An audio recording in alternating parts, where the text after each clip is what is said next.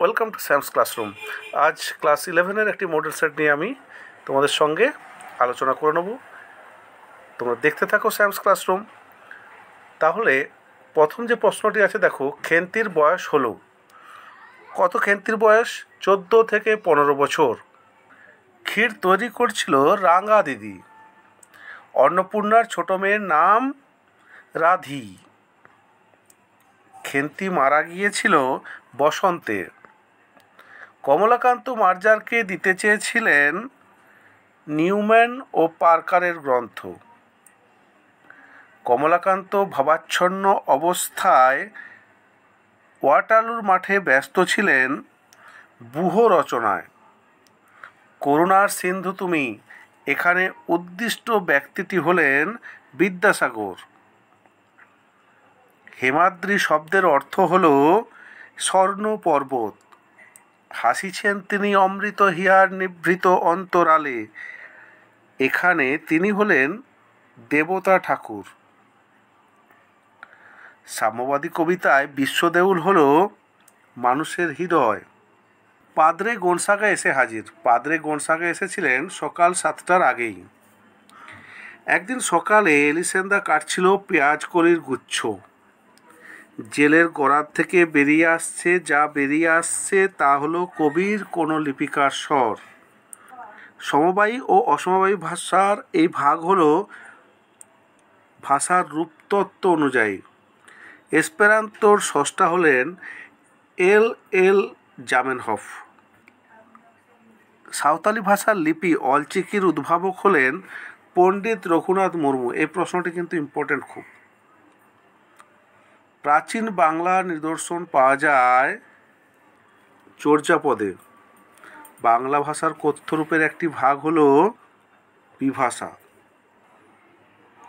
এরপর আসছে বিবৃতিগুলি ভালো করে পড়ে নিয়ে উত্তর করতে হবে। প্রথম যে বিবৃতিটি আছে, বিড়াল প্রবন্ধের কথক শয়নগৃহে বসেছিলেন। দ্বিতীয়, তিনি চা পান করছিলেন। তৃতীয়, তিনি মার্জারের সঙ্গে কথোপকথনে প্রবৃত্ত ছিলেন। চতুর্থ, তিনি মার্জারকে উপদেশ দিয়ে শেষ পর্যন্ত বড় আনন্দ পেয়েছিলেন। তাহলে উত্তরটি দেখো কি হবে। প্রথম যেটি আছে সেটি সত্য কথা, দ্বিতীয়টি মিথ্যে, তৃতীয়টি সত্য, চতুর্থটিও সত্য। সুতরাং উত্তরটি হবে সত্য মিথ্যা সত্য সত্য। তাহলে কোথায় আছে? ক্ষয়ের দাগে আছে। দেখো এরপরও একই ধরনের প্রশ্ন। দেখো প্রথম যে বিবৃতিটা আছে, বৃষ্টির দ্বিতীয় দিনে ওরা কাঁকড়া মেরেছিল। দ্বিতীয় বিবৃতি হচ্ছে বুড়োর পরনে ন্যাকড়া কুড়ুনির পোশাক। তৃতীয় বিবৃতি হচ্ছে পড়শনির মতে থুরথুরে বুড়োটি ছিল এক দেবদূত।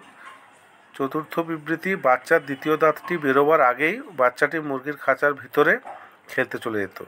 তাহলে এখানে উত্তরটি দেখো, প্রথম যে বিবৃতিটি আছে সেই বিবৃতিটি হচ্ছে না, এটি ভুল অর্থাৎ মিথ্যা। দ্বিতীয়টি সত্য, তৃতীয়টিও সত্য, চতুর্থটিও সত্য।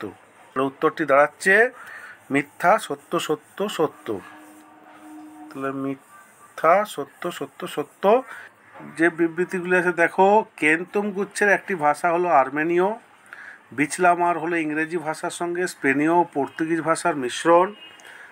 তৃতীয় বিবৃতি হলো মুন্ডারি এনসাইক্লোপিডিয়ার আছে 13টি খণ্ড।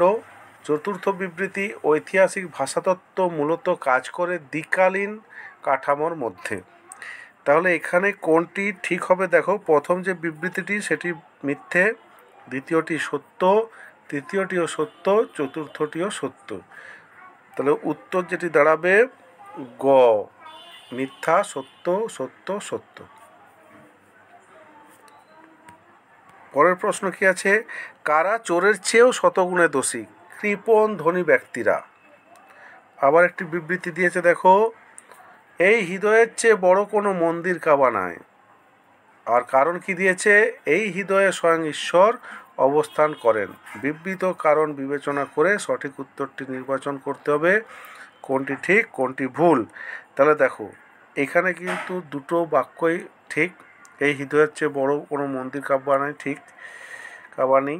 এই হৃদয়ের সঙ্গে ঈশ্বর অবস্থান করে, এটাও ঠিক। তাহলে উত্তরটি হবে এ ও আর দুটি সঠিক এবং আর এর সঠিক ব্যাখ্যা। তাহলে উত্তরটি ক।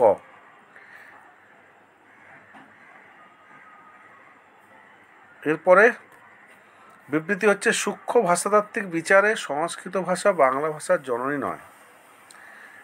সংস্কৃত ভাষার বিবর্তন হয়নি, সুতরাং তা থেকে বাংলা ভাষার সৃষ্টি হয়নি। এটা তো সত্যি কথা। সূক্ষ্ম ভাষাতে যদি করো তাহলে সংস্কৃত ভাষা কিন্তু বাংলার ভাষার জননী নয়।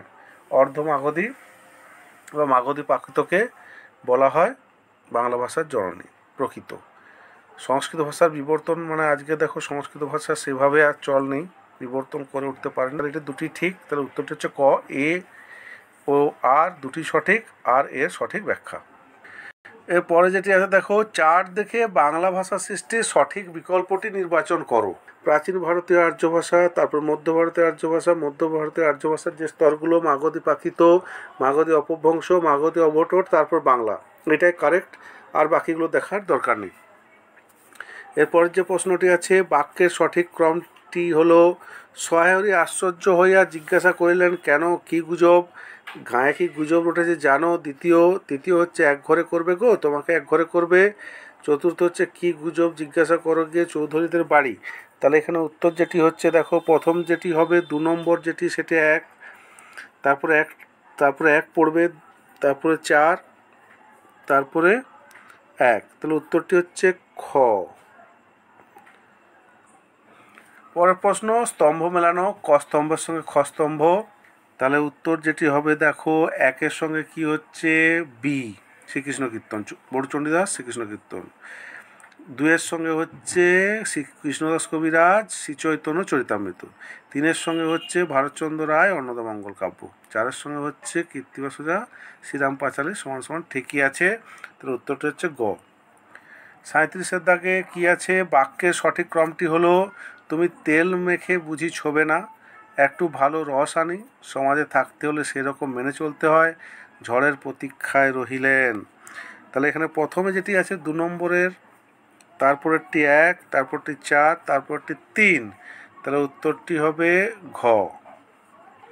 এরপর স্তম্ভ মেলানো, চর্যাপদ 10ম শতাব্দী, শ্রীকৃষ্ণ কীর্তন কাব্য পঞ্চদশ শতাব্দী, লোরচন্দানী সপ্তদশ শতাব্দী, আর শাক্ত পদাবলী 8ম শতাব্দী।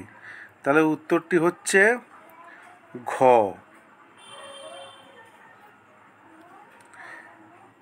এরপরের প্রশ্ন, খেন্তির বিয়ে হয়েছিল কোন মাসে। বৈশাখ মাসে। শেষ প্রশ্ন, বাংলায় 5টি কথ্য আঞ্চলিক রূপ প্রচলিত আছে, সেগুলির মধ্যে দক্ষিণ পশ্চিম বাঁকুড়ার মানুষ একটিতে কথা বলে। একজন মানুষ বলল ডম এসেছে। এখানে যে কথ্য রূপটি প্রকাশিত হলো তা হচ্ছে ঝাড়খণ্ডী। এটি একটি কেস স্টাডি ধরনের প্রশ্ন। তো এই ধরনের প্রশ্ন পরীক্ষায় আসবে, তোমরা ভালো করে তৈরি করবে। চ্যানেলে নতুন হয়ে থাকলে অবশ্যই সাবস্ক্রাইব করবে, কারণ এই ধরনের অনেক ভিডিও আমি নিয়ে আসবো, আরও অন্যান্য সাবজেক্টে নিয়ে আসার চেষ্টা করব। যারা সাবস্ক্রাইব করছো তাদেরকে অশেষ ধন্যবাদ। থ্যাংক ইউ, ভালো থেকো।